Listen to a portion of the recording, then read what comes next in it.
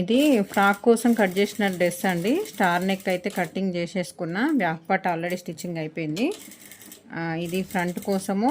అయితే ప్రతిసారి ఎప్పుడైనా కానివ్వండి మనము లైనింగ్ క్లాత్ అనేది కరెక్ట్గా కట్ చేసుకొని మెయిన్ ఫ్యాబ్రిక్ అనేది కొంచెం అంటే ఎక్కువనే కట్ చేసుకుంటాం కదా, స్టిచ్చింగ్ చేసేటప్పుడు కొంచెం ఎక్కువ తక్కువలో వస్తే ఇబ్బంది అవుతుంది అని చెప్పేసి ఇది మాత్రం కొంచెం డిఫరెంట్ అండి. ఎందుకనంటే ఇట్లా ఎందుకు కట్ చేసుకున్నారని మీకు డౌట్ రావచ్చు. అయితే కస్టమర్ ఏమన్నారంటే ఫస్ట్ లైనింగ్ వద్దన్నారు, తర్వాత కొంచెము ఎక్కువ రోజులు కూడా ఆగుతుంది. ఒకటి క్లాత్ లైనింగ్ అనేది లేకపోయేసరికి కొంచెం పడిపోయినట్టు వాలిపోయినట్టు ఉంటుంది కావచ్చు అన్న ఒకే ఒక ఉద్దేశం కొద్దీ లైనింగ్ అయితే జాయిన్ చేయమని చెప్పిండ్రు.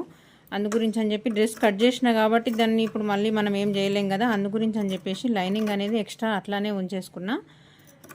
కొంచెం ఎక్స్ట్రా కట్ చేసుకొని మనం నార్మల్గా ఎలా అయితే స్టిచ్ చేస్తామో మెయిన్ లైనింగ్ పార్ట్ కరెక్ట్గా వేసుకొని ఇప్పుడు అదే విధంగా నేను స్టిచ్చింగ్ చేస్తున్నా. ఇది స్టార్ నెక్ అండి. స్టార్ నెక్లో కొంచెం వంపు తిరిగే స్టారు ఇలానైతే కటింగ్ చేసిన.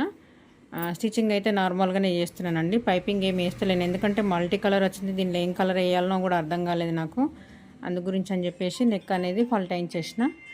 అయితే ఈ వీడియో ఎందుకు షేర్ చేస్తున్నానంటే ఇట్లాంటి సిచ్యువేషన్ వచ్చినప్పుడు కూడా అయ్యో మరి నేను కట్ చేసినా కదా ఎట్లా అని చెప్పాను, బిగినర్స్కి అయితే ఐడియా ఉండదు కదండి. అందు గురించి అని చెప్పేసి బిగినర్స్ కోసమే నేనైతే వీడియో షేర్ చేస్తున్నానండి. అంటే అందరికీ కూడా తెలిసి ఉండదు కదా ఇట్లాంటి విషయాలు.